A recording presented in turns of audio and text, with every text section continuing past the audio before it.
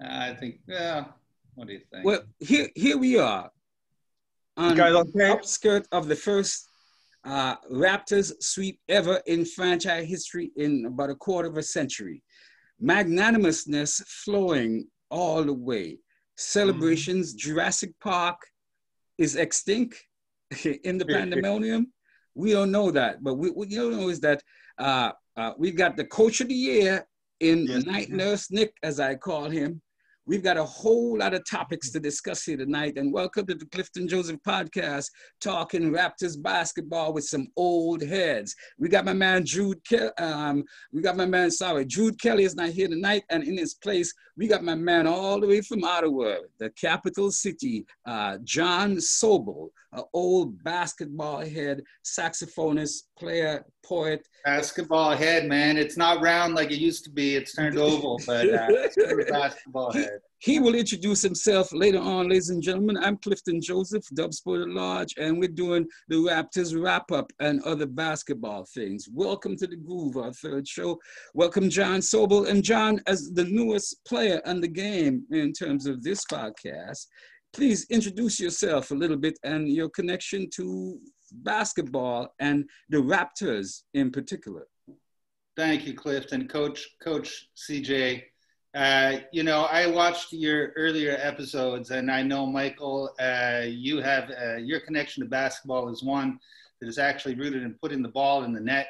Mine is more rooted in putting my ass in the seat and watching the game or jumping out of it and cheering loudly, which I've been doing for many years as a Raptors fan. First NBA game I ever saw actually was at Maple Leaf Gardens back in the early 70s when I was a kid. My dad took me. I remember seeing Bob McAdoo and the Buffalo Braves playing at Maple Leaf Gardens. Yeah. Playing the Celtics. So John, you went to those games at the Buffalo Braves in Toronto? Yeah, a couple times. Wow. How did that impact you? Well, it was fun. I mean, it was my first experience of live basketball, and I definitely remember it. I also remember about 9, they were playing the Celtics, and I remember about 9 loud, drunken Boston guys behind me drinking heavily and screaming, Hondo! Big fans of Havlicek, really obnoxiously, but as the 8-year-old or whatever I was, I found it very... 8-year-old with a hell of a memory, because you remember it was 9 goons. Yeah, well, that's an approximate... You were into math at the time, or what? It felt like it. But, so, and as a matter of fact, back when the NBA came to Canada, I lived in Vancouver. So I started out as a Grizzlies fan as far as Canadian basketball goes. Big country, baby. Big country. Yeah. I mean, real big country. It was an interesting experience, the Grizzlies. It was I went to a number of those games. And,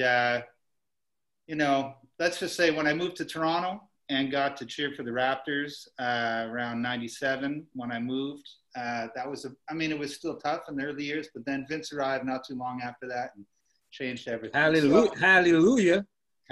So that's, ever since then, I've been a dedicated fan, and I will also give shout outs to Real GM, which I discovered probably 15 years ago, much to my detriment, because I spent way too much time talking about basketball. Real GM, the exemplary website, basketball the website. Discussion board RealGM.com. Fanatics talk about the Raptors and waste a lot of time. It's an enjoyable experience, but when you have other things to do, it can consume a bit much. But hey, so that's what it's about. I've been a sports fan my whole life, and actually, for what it's worth, before I moved to Canada, I'm from New York originally, and I remember I went to see the Knicks as well back in the day when I was really young. So, those are my roots, such as they are, and kicking around in the gym for the hell of it. But dude, I welcome you in the absence of Jude Kelly, who couldn't be with us tonight.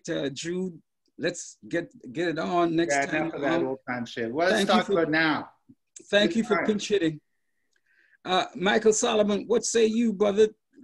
Of course, you've rehearsed your introduction now. You said it twice before. So since Jude isn't here, so you can jab him about that 26-point comeback.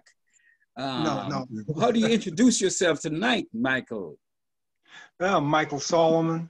I grew up playing my high school basketball here in Toronto. Went off and played university ball at St. Mary's and Concordia. One member of 2 national championship teams and 1 third place finishing team. I'm a huge basketball fan. Mm-hmm. You're that brief tonight, brother. I am a little bit disappointed, I gotta confess. I'm sorry. I'm gonna have to ask you to give it another try with a little bit more something. Well, I played with the Oakwood Barons in high school, a celebrated basketball team. Thank you. Ranked the top basketball team in Canada. Played with a bunch of guys who were, initially, we weren't given much recognition individually when we went out for national team trials and things of that nature. But once we came together as a group, they suddenly recognized us as being exceptional ball players. Of course, because y'all stacked the deck. Y'all stacked the deck back in high school, man. As a Oakwood, as a blower beer who never won anything, I was always envious of you brothers because y'all stacked the deck. Well, hey, you know, you have to, in order to win basketball games, you got to stack get all the best players, most of the best players in Toronto end up at Oakwood all of a sudden. But it happens like that. Players went to Oakwood because there wasn't much, weren't very many good coaches in the city at that time. You know, few. But what was the coach's name? What was the coach's name? Al Quantz. Al Quantz, yes. Oakwood. No, you had Petrachak at Runnymede and a few other coaches, but basketball was in its infancy. You compare it to today, you know, it was slim pickings, man. And here's a guy, both of y'all, let's pivot to the groove. Here's a dude who played in leagues, coached in leagues. I didn't even know there was a British basketball league. Night Nurse Nick, I call him. Nick Nurse. The recently announced Coach of the Year. How deserving is that brother of that moniker? John? Oh, well deserving of that moniker. Since he came on the scene, he's been, oh man, you can see he's a student of the game. You know, he is very deliberate in the things he does on the court. And he has the loyalty of his players, you know. He's never challenged. They listen to him well, and they go out and they execute. That's a sign of a great coach. And John Sobol, as a saxophone player and a poet yourself, you're used to jazz type innovations and improvisations. Mm-hmm. What about Night Nurse Nick, our coach, Nick Nurse, that you like, and what do you relate him to jazz like? That's a great question, Clifton. That's a great question because there's a lot to relate, and I never thought about it before, but now that you mention it, because jazz is about creative intelligence and collaboration, improvising, but not just, I mean, you have free improvisation by such masters as Cecil Taylor and others behind me, but even Cecil would say that the foundations are in a deep study of the genre and of the foundational musical elements. But you got to have some chops. You can't just come off of the block and just pick up a saxophone and start playing. Nothing. You're making it out of all your hard work and deep reflection and exploration of the music, or in this case, the basketball. And that's what Nick Nurse does with his team. He drills them on all different strategies all throughout the year. Every player from the star down to the 15th or 16th or 17th guy, they're all bought in to a very creative system that is all about following patterns, learning them, but then being able to mix them up on the fly and respond in the moment really creatively and really as a team.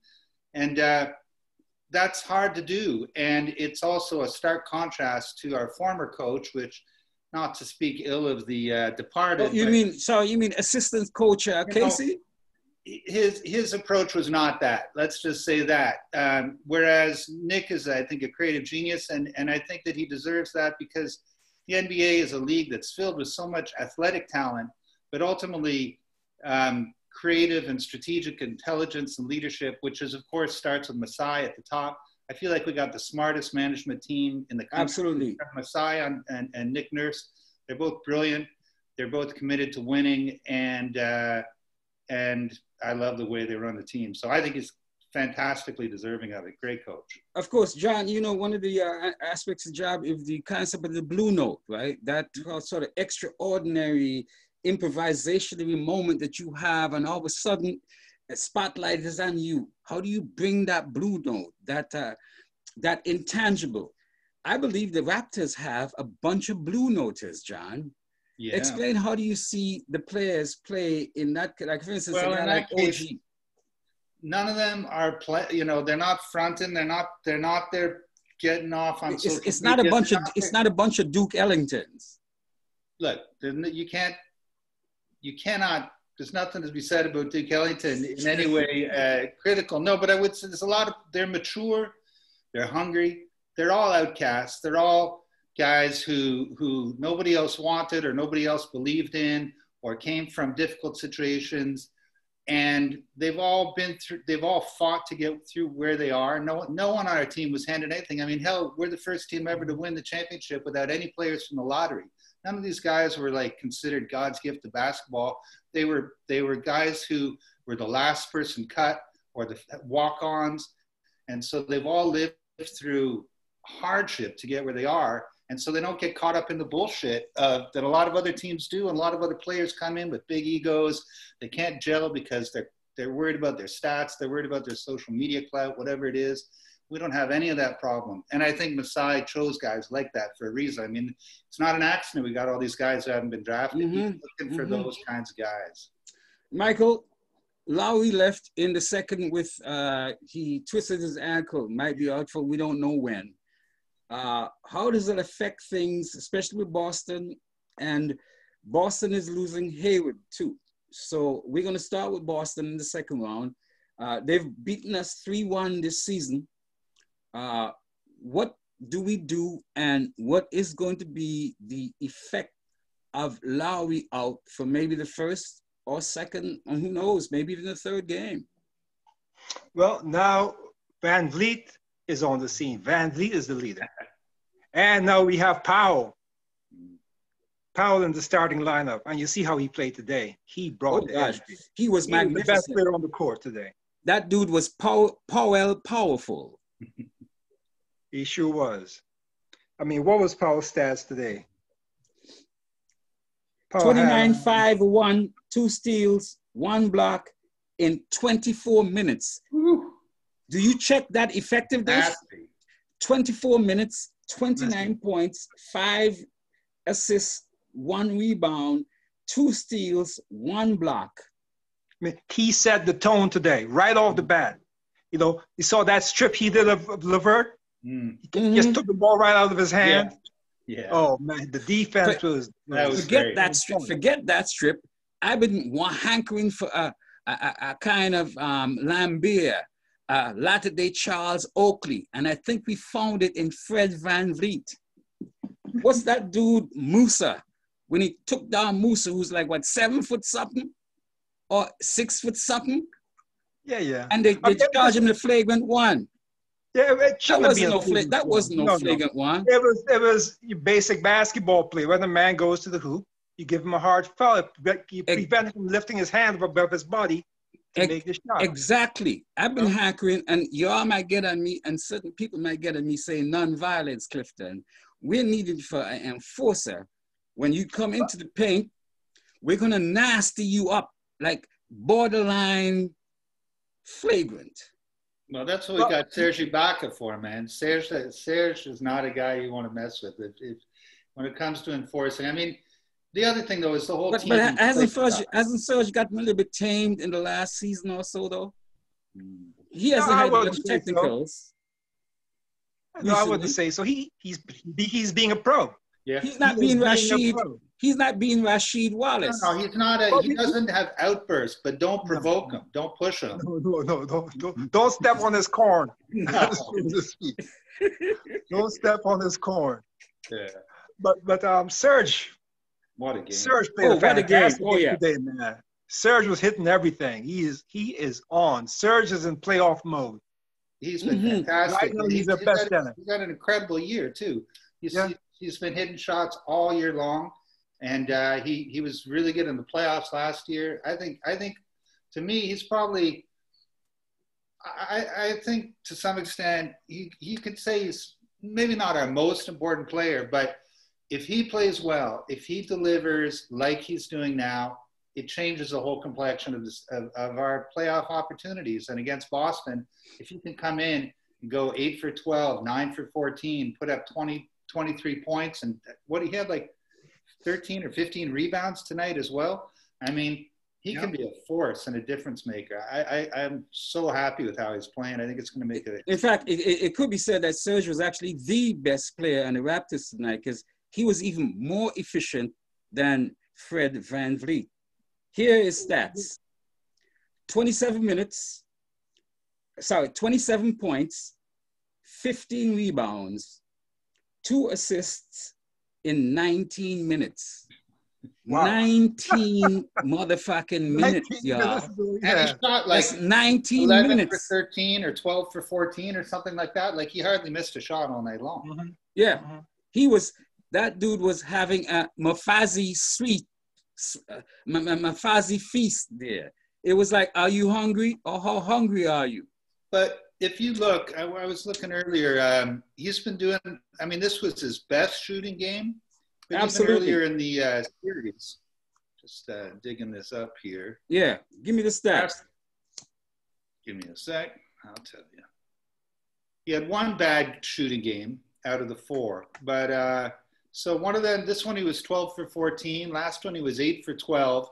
Bad game he was 3 for 9. The one before 8 for 14. So that's excellent. That's the 3 games where he was on 8 for 14, 8 for 12, and 12 for 14. I mean. That's killer efficiency. But Serge is in the zone. He is in the playoff zone. He's been there many times. Yeah.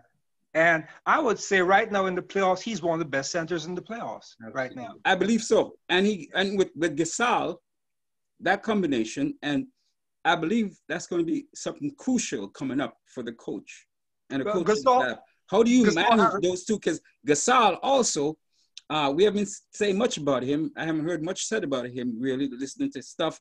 But he played excellently today. He was aggressive. He was offensive. He scored. He took shots. He didn't think twice about stuff. That's the kind of Gasol I want to see. So I think that tonight, gentlemen, it's almost like the entire team was on high cylinders, like it was the Indy 500. We scored 150 points. 150 points. Didn't go over. Bench points. What's more amazing is 100 bench points. Oh. I think that's an NBA record. That's absolutely that's fucking incredible. I got to excuse my French. That's absolutely Francois incredible. Where do we go from here, gentlemen? So okay, there are other things happening. Speaking of incredible, Luka Doncic, 47 points, 13 rebounds, 13 assists to come back from 27 points down. Assists, yeah. Is that dude Mr. Incredible? Is that dude the new groove? Well, Sam Mitchell tonight said that he is the best player in basketball right now. Ow, ow, shots fired, shots fired. I wonder which he's been playing. The boy, he is consistent, you know, and that Dallas team they're a stacked team. They have some good young talent. Plus, the thing about that dude, John, I don't see any downside with him. There's nothing he does wrong or sloppy. Yeah, he's still young. He has a lot of turnovers, and his shooting percentages are not as good as they could be. But when the game's on the line, when you need a guy to step up and take control, boy, is he up to it. I mean, that shot at the end was insane. And it's not the first time that he's hit game-winning shots. Nope. Go on YouTube and you can see other ones. There's one he did against the Bulls, I think it was. There was like 1 second left in the game. And he was falling out of bounds, and he hit this one-handed three to win the game. It was ridiculous. So I think, some guys are just stone-cold killers, and he's clearly one of them. And frankly, he absolutely is murderous. We have guys like that too. They should get him into the International World Court of Crimes Against Humanity, basketball humanity. That needs to be up in the dock, John. But you know what? For the second-year player, he is incredibly strong. Yeah. That's one thing that you have to realize about this young man. I mean, LeBron will hit him and bounce off. You know, he is strong. But with that strength, once he steps over half court, the basket's in range. And excuse me, Bob Marley went down the wrong throat. Excuse me. I realize that. But that dude is like a master chef, though, don't you? He slices through defenses as if it's butter, and he's a hot knife. Yeah. What is his ability? Because he was playing professionally since what? Since 12, 15. 15. Well, you see, he has all the skills. 6 years old. You know? He has all the skills. His ball handling skills are top notch. You know, he knows the strategy. He's been playing with men since he was a kid. So, you know, he's very comfortable out there. And he's not intimidated by anyone. No. Which brings me to somewhat possibly controversial. I'm starting to get all kind of controversy started. I think the European game is way above the NBA game. When you look at the kinds of superstars, the gazelles, the unicorns who have come out of, and I might extend that to Canada and Greece, because Giannis can come out of Greece, Nigeria, right? And Nigeria and so on. What I'm saying is that the international game has long ago eclipsed the American game because it's so corporately controlled. You know what? I would disagree with you. The American game is still, the North American game is still the top basketball. What you have is some great talented players coming out of the European game. And basketball has been evolving over the years where it's become more like the European game, right? Where all the shooting is coming from outside. There's not much inside play. And you got 7-footers who can handle the ball and play 4, 5, 6 positions. You know when Coach came over, who make Magic Johnson look like he was short. Yeah. Well, ever since when, you know, Coach came over and John, I hear you. Guys that came over from Europe were tall and could hit the outside shot, which wasn't the way North American players. Not only hit the outside shot, but can dribble in there and dunk it. Yeah. That can play their point guards. That can point guard. I know the game isn't as physical as it once used to be. You know, I mean, it raises the entertainment value of the game, but for who? For who? I like the boozing thing where Xavier McDaniel and the Knicks would just hit you with some shit.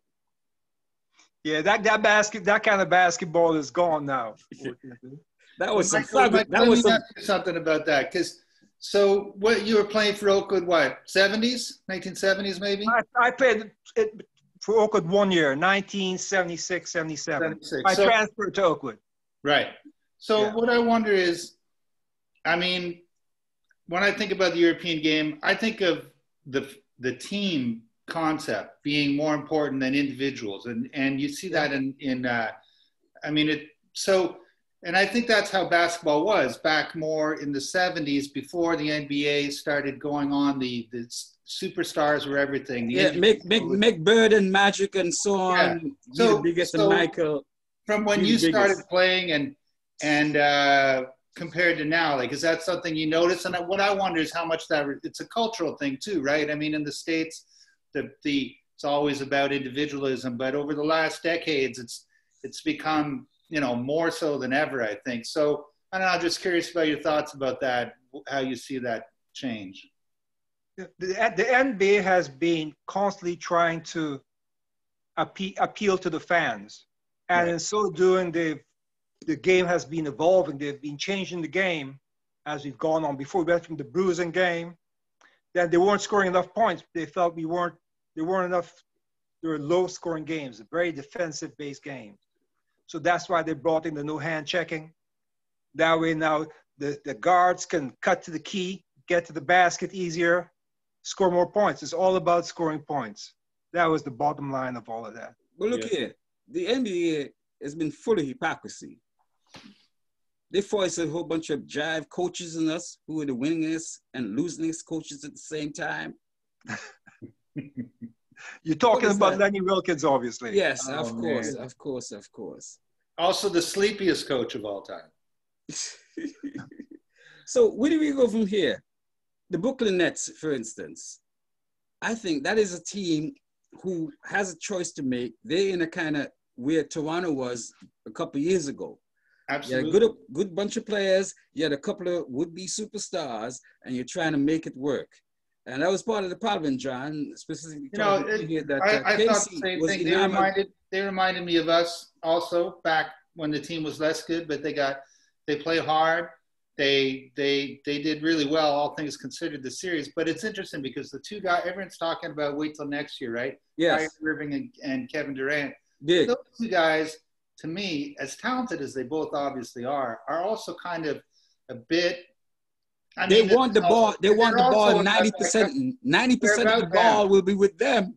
Yeah, but their whole character is a kind of like me first attitude. It seems to me. Look, I'm not in the locker room. I don't claim to know them. I don't know them, but it doesn't seem like they're all about the team game. And the Raptors are. So if those guys, the Nets now, have some of the same, approach that we do, I don't know that adding KD and Kyrie is going to get them there. It's going to get them to a typical NBA team with stars that underachieves. That's what I see. Absolutely, I agree with you there wholeheartedly.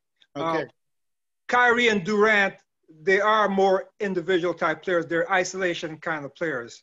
They're not necessarily used to playing within the team concept, isolation basketball. But the NBA is going to team basketball. Yeah. The Raptors is showing that. Yeah. Even the Brooklyn Nets, with this young team they have, those guys play as a team. Indiana, Miami, a whole lot of teams are playing. Denver, the Jazz, Portland, a lot of teams have moved to, even some of them who have superstars, like say, for instance, Portland. They're moving to a team game. Denver, team game. You know what I mean? Move the ball, let it work, share the spoils. It's not about, we got two superstars like LeBron, for instance. Here's the other thing, the downside of that. LeBron and them, even though their records are cool, they really haven't gelled. They're still trying to put shit together. The Clippers, they're still trying to let's put some shit together. The two LA teams, both with their two superstars, have not, LA's, I think the Lakers have a 3-1 lead, but, those teams have, I personally think the Raptors are I think they're going to beat either of them. And possibly. I think so too. I think, Michael, what do you think? I don't believe in those guys. Raptors are going to kick the shit out of them. Goddamn right. That's what I wanted to say. Simply put, they're going to kick the shit out of them. Yeah. Because we play as a team. Well, and when you have that isolation basketball kind of thing, the rest of your teammates, they become uninvolved with the game. They're used to standing around, give the superstar the ball, get out of the way. But now the NBA has they're a lot more talented league than they used to be. Everybody can really play the game. Yeah. And look, I'm to telling go you, isolation basketball, it's you need that chemistry to win. And without the chemistry, it's done. You're done. Totally. I dedicate this podcast tonight to Fred VanVleet. VanVleet is my new Charles Oakley in the making. If he can tease that shit out of Serge Ibaka and we get some nastiness for Siakam, and Norman Powell has some kind of passive-aggressive nastiness to him, I think, that can be pulled out, and then we get a badass. You know what it is? Ladies and gentlemen, my favorite team back in the day when I first got into basketball, the Detroit Bad Boys. Yeah. The Raptors bad motherfuckers are here. Raptors bad boys. But the bad boys thing it's romantic and it's Of course you don't like the game. The game has moved away from that. Mike, you don't like romance? Not romance, but you know what? The NBA is moving away from that bad boy thing. NBA moved the away game from is being played now. NBA, The game is being played from the outside in as opposed to the inside out. dude, NBA moves and all kind of. Remember when they said Allen Iverson with the cornrows and tattoos, and they introduced slacks, and Allen Iverson asked, "What's a slack?" That's right. But you know, Clifton, the thing is that they are, like I said, we have stone cold killers on this team, and Fred VanVleet is one. So his way of being a bad boy is just to stand there and stare in the eyes and hit a three from like 28 feet over and over again, swish every time. And that's him not needing to go knock you down with you know, whatever. Knock down that triple. Yeah, knock down the triple instead. That's what we do. And yeah, absolutely. Listen, who has more energy and hops than Norman Powell in this game today? And he's finishing, like in other years, he never finished in other years, right? Well, he's growing. That's great coaching. That's great. That's the Raptors are a great organization, you know, and they make sure those guys get the right coaching and development. Everybody's game is growing. You see those Raptors, everybody's game is growing. Nobody is on a standstill. No, absolutely not. And you know what amazes me? That in the NBA, it's sort of like, it seems like player development, and especially the G League and investing in like a farm system, that's somehow like this radical breakthrough. Other sports have been doing that forever. For years. And in basketball, because there's the endless supply of the NCAA churning out the cream of the crop of young guys every year, and the teams aren't that big, so they just assume, you know, hit or miss. But Masai understand, like we got guys who, Chris Boucher coming into the NBA at 26. Give that guy some more minutes, somebody. Give that guy Chris Boucher some more minutes. That Canadian brother, somebody. You realize that both Boucher and Siakam were G League All-Stars. Were G League MVPs. They're both MVPs in the G League. Yeah, and that's right. And the G League is a great proving ground. I just don't understand why other teams aren't all doing that. Apparently, it's still considered innovative that we were like investing in our G League team. I don't really understand why. It's so actually make it work. Yeah. But props to Masai. I mean, amazing. I think you can get a front side seat at the G League team for 1/1,000,000th of what you could get it if you paid cash. But my sister has season tickets to the G League. Nice. You know, that's how exciting it is. It's exciting basketball. Well, gentlemen, let's pivot right away then. 150, 122. What's the math in that? Oh, shit. Let me see. Domination. That's the math. All right. Yeah. Domination X. 28 points. So, ladies, I'd like to ask you. Ladies. I'm looking around right now to see where the ladies are. Ladies in the house say yeah. That's that other Zoom call he's got going separately. Keeps slipping away to his other Zoom call. Ladies in the house say yeah. So what does this mean? Our first sweep. I said to a brother the other day, oh yeah, Raptors won the first game. He said, how many minutes did Watson get? I said, Watson who? And I saw the Watson guy. I don't even remember his first name. I'm like, we have a Watson on the team? Well, you see, that's how Nick Nurse works, you see. He brings these guys in, but then he shows that he has confidence in them. He gives them the chance to do their thing. So Watson got his chance to shine many games ago. As a result, when we get into pressure situations, he feels much more comfortable coming onto the floor. You know? I like that it's great coaching. Like tonight, I was looking at the stats there, and Matt Thomas was like +5 or something, which is, you know, but that's because he was played the fourth quarter with the end of the bench, and the other team was hitting lots of threes. But what I like is that even though he's known as a shooter, Nurse has given him like some run with the real, you know, when the game matters. He played quite a bit tonight because he really hustles on defense. I keep waiting to go off shooting, but he's not in there primarily as a shooter because Nick Nurse doesn't play guys go in and score. He How, plays how, to how play many defense, shooters we got? produce. How many shooters we got already shooting? But the fact that He's he's such a good shooter really spreads the court, opens up the key. Yeah. You know, and I don't know how many years of college he played, but he's a very smart, like VanVleet. You know, these guys really have got a chance to learn the game. They are schooled in the game. Yeah, he went to Europe. He was in Europe too for 2 years. He shot 47% from three in like, I don't know which league, Spain or Italy, one of the big leagues there. Like, yeah. If I had to characterize a tune tonight, the first one that comes to mind is Sade's tune, Smooth Operator. Yeah. The Raptors operated so smoothly tonight. Everybody was like a smooth, cliched, oiled machine. And it was sputtering. They were vrooming. So what is the magic that they captured tonight? The Raptors, I mean, that's so obliterated. This was a very... Well, listen, the Nets are not that good. The Boston's going to be a whole other story. It's going to be a hell of a series. Boston's a very good team, also very well coached. It's going to be interesting. If we don't have Kyle Lowry, I think I'm looking to Terrence Davis to get a big role also now, and I think definitely he's ready for it. Boucher. Yeah. Secondarily. Yeah, I mean, we're going to win. Goes without saying, but it's going to be an intense series. It could easily go 7 games. I think. A dogfight. You think? Yeah.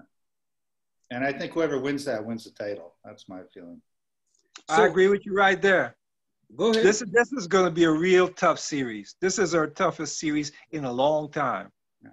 You know, because a bunch of young guys, young, healthy players. You know, look at Boston. I mean, Jaylen Brown and my man, they're doing stuff.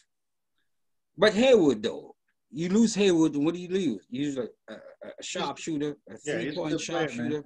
But don't forget, they have a deep team as well, Boston, right? They have young guys on that team that can come in and take over. I mean, it's going to be good. Right. Because he has a similar philosophy to Nurse. You know, and the way he works his players. Yeah, we can do it with who we have. Yeah. Wow. Nice. He's never rattled. You see that guy? He's never rattled. Mm-hmm. Right? And